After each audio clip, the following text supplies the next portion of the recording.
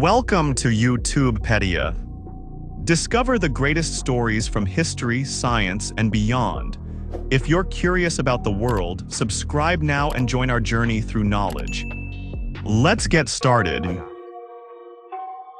The making of Bob Lazar, from Earth to Area 51. In a world full of secrets, one man claimed to have seen the impossible. A man who walked among us yet claimed to have worked with technology not of this earth. Was he a genius, a liar, or a whistleblower from the deepest vaults of the US government? This is the mysterious, astonishing, and mind-bending story of Bob Lazar and his journey from suburban scientist to the world's most controversial UFO insider. The quiet genius. Bob Lazar was born on January 26, 1959 in Coral Gables, Florida. On the surface, his early life seemed unremarkable. He wasn't a public figure. He wasn't a soldier or politician. He was, according to many who knew him, a quiet man with a sharp mind and a deep obsession with science and engineering. He later moved to California and began working in various technical fields. Bob was known for being hands-on with machines. One of his most famous personal projects, installing a jet engine into a Honda. Yes, you heard that right, a jet-powered Honda Civic. This wasn't just for show. Bob had a deep fascination with propulsion, high-energy physics, and anything that pushed the limits of human technology. He claimed to have attended the California Institute of Technology and the Massachusetts Institute of Technology, two of the world's most prestigious scientific institutions. But here's where things start to get strange. Years later, journalists and skeptics would try to find any record of his attendance at those universities. And what did they find? Nothing. No paperwork, no classmates, no proof. As if his academic past had been wiped clean. The mysterious job offer. In the late 1980s, Lazar said he was approached for a very unusual job opportunity. It came through a contact he had from Los Alamos National Laboratory, where he had worked briefly. And yes, records do confirm he was there. He was called in for an interview with a contractor supposedly working for the US government. The questions were intense, invasive, and bizarre. He was asked about his mental state, his personal life, and even if he had ever cheated on his wife. Then came a polygraph test, and then silence. Until one day, he received a call that would change his life forever. Welcome to S4. Bob claimed he was taken to a location south of the infamous Area 51, a base he referred to as S4. Hidden near the Papoose mountain range in Nevada, S4 was supposedly even more secretive than Area 51 itself. It was here, Bob said, where he was assigned to reverse engineer extraterrestrial spacecraft. His job to understand how a gravity propulsion system worked. A system so advanced, so alien, it defied everything known to human physics. When he first arrived, he described a set of 9 flying discs housed inside hangars built into the side of the mountain. Each craft was unique in its design and material. The inside of the ships were too small for a human to sit in, suggesting, according to Bob, that they were not made for humans at all.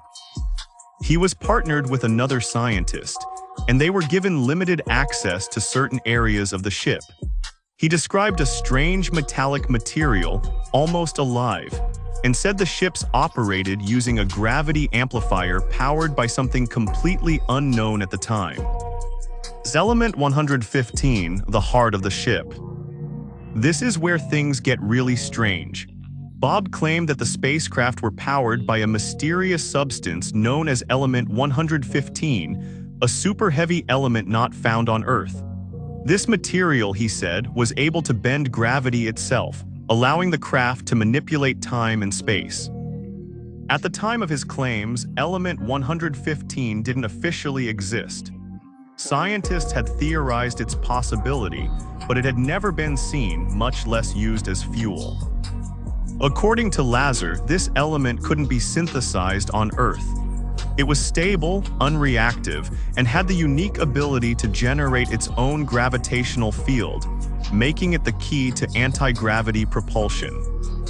In the years since, scientists have managed to briefly create a synthetic version of element 115 known as moscovium.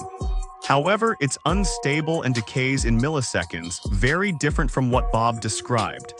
Still, the coincidence of the element later being added to the periodic table left many wondering, did he know something we did? A surveillance, secrets, and shadows. As Bob continued working at S4, he began to fear for his safety. He claimed he was constantly monitored, his phone tapped, his house watched. He even suspected his life was in danger. That's when he made the boldest move of his life. He went public. He began secretly meeting with journalist George Knapp and sharing details of what he had seen. He gave interviews under a false name at first, Dennis, revealing everything from the ship designs to the nature of the work being done at S4. Eventually, Bob went fully public, revealing his identity to the world, and with that, the world changed. Area 51, once a name few had heard of, became the center of UFO lore. Bob Lazar became both a hero and a villain in the eyes of the public. Some called him brave, others called him a fraud, but one thing was certain: no one could ignore him. The mystery deepens. Despite the controversy, many pieces of Bob's story line up with real events. His employment at Los Alamos confirmed the strange base near Area 51. Satellite photos later showed structures matching his descriptions. The government's denial of his education still unexplained. So the question remains, was Bob Lazar telling the truth, or was he the world's most elaborate storyteller? This is just the beginning. Bob Lazar, the man who knew too much. In a world obsessed with secrecy and control, one man stood alone, revealing what many believe was never meant to be known. Bob Lazar had made his claims. He had revealed flying saucers, anti-gravity technology, and a mysterious element not found on Earth. But once the truth is spoken, can it ever be buried again? The media explosion. When Bob Lazar revealed his identity to the world in 1989 through Las Vegas investigative journalist George Knapp, it was like lighting a match in a room filled with gasoline. Suddenly, Area 51, UFOs, S4, and Element 115 were the topics of global fascination. His face was broadcast across television sets. His voice echoed in late-night radio interviews. His story was dissected, ridiculed, worshipped, and weaponized. What was once science fiction was now being spoken of in the language of science by a man who claimed to have been there. Some dismissed him as a fraud. Others, especially within the UFO community, hailed him as a whistleblower risking his life for truth. But while the public argued, the government remained curiously silent. Erased from existence. One of the strangest parts of Bob Lazar's story is what came next, or rather, what vanished. According to Lazar, after he went public, the US government tried to erase all evidence of his past. He claimed that his academic records from MIT and Caltech were scrubbed. Phone directories and yearbooks had no mention of him. Professors couldn't recall him. It was as if he had never studied there at all. And yet, there were strange cracks in this erasure. One Los Alamos phone book listed him as a physicist. A local newspaper had written about his jet-powered Honda years before he went public. A colleague from Los Alamos even confirmed that Lazar had worked there, despite official records denying it. Why would the government go through such lengths to erase a man, unless he had seen something he wasn't supposed to? The ships and the science. According to Lazar, each alien craft at S4 was powered by a reactor that used element 115. The fuel created a gravitational field, a distortion of space-time that allowed the craft to move silently, invisibly, and instantaneously from one point to another. He described how the ship didn't fly like a plane but fell into space. It bent gravity to its will, making inertia irrelevant. No sound, no heat trail, no wings, no combustion, just pure manipulation of physics far beyond human understanding. Lazar described 3 gravity amplifiers on the underside of the ship that could be positioned in any direction. The pilot didn't steer the craft. Instead, the ship created a distortion in space in front of it and simply fell into that distortion. Sound like science fiction? Absolutely. But even decades later, no one has been able to fully debunk the technical details of his descriptions. Element 115, From Myth to Reality. In 1989, Element 115 was unknown to science. It didn't exist on the periodic table. Lazar said it was a stable element, alien in origin, capable of producing extreme energy without radiation. Years later, in 2003, a synthetic version of element 115 was officially discovered by Russian scientists. Named Moscovium, it was unstable, decaying in a fraction of a second. But its atomic structure matched Lazar's description.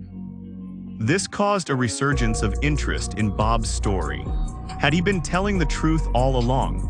Had he seen a stable isotope of element 115 that only existed in extraterrestrial environments? To this day, no stable form of 115 has been recreated on Earth. But its discovery, after Lazar's claims, remains one of the most mysterious coincidences in scientific history. Lifelong surveillance. After going public, Bob Lazar said he was watched, threatened, and followed for years. His phone was allegedly tapped. His lab was broken into. He claimed government agents wanted to shut him up or make an example of him. Over time, Lazar withdrew from the public eye. He returned to a quieter life, founding a company that sold scientific equipment and chemicals. He gave few interviews.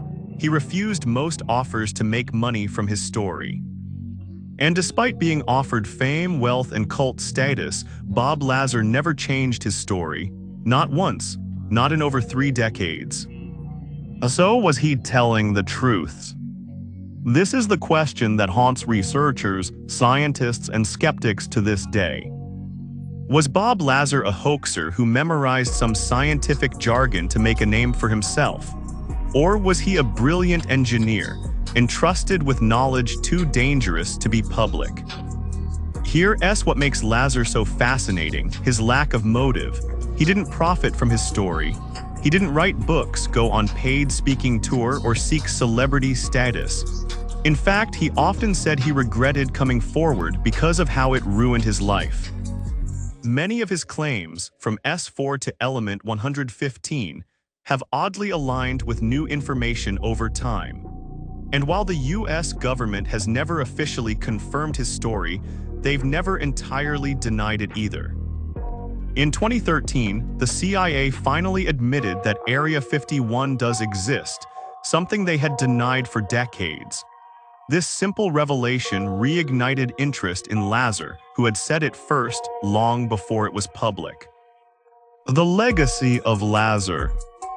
Today, Bob Lazar lives a quiet life, rarely giving interviews. But his impact on pop culture, science fiction, and the UFO movement is undeniable. Without Lazar, Area 51 might still be a rumor. Without Lazar, element 115 might not have entered the public imagination. Without Lazar, the conversation around alien technology might still be confined to dusty corners of conspiracy theory forums. Whether he's a hoaxer or hero, Bob Lazar forced the world to ask bigger questions. Are we truly alone in the universe? Is our government hiding technology that could change humanity forever? And what happens when one man knows too much? Maybe Bob Lazar didn't want to be a hero. Maybe he never asked to be a symbol of the unexplained. But for better or worse, he became one. And while the truth remains tangled in mystery, one thing is certain: the story of Bob Lazar is far from over.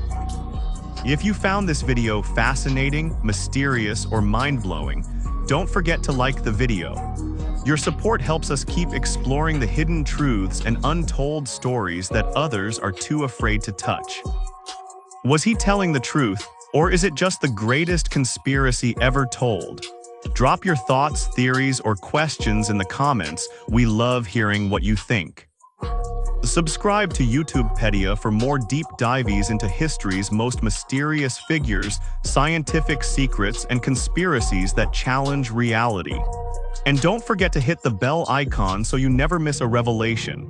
The truth is out there and we're just getting started. Stay curious.